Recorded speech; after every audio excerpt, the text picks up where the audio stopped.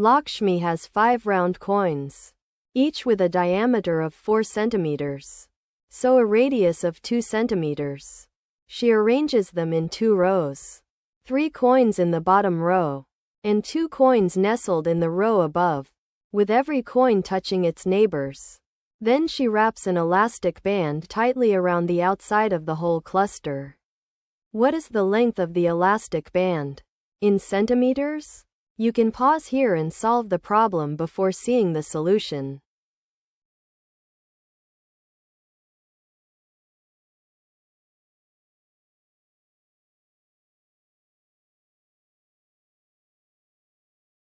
Here is the cluster of 5 coins with the elastic band wrapped tightly around the outside.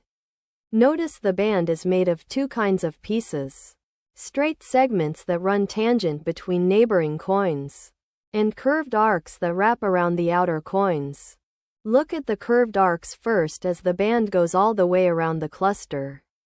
It turns through a full 360 degrees. So all the arc pieces together add up to exactly one whole circle.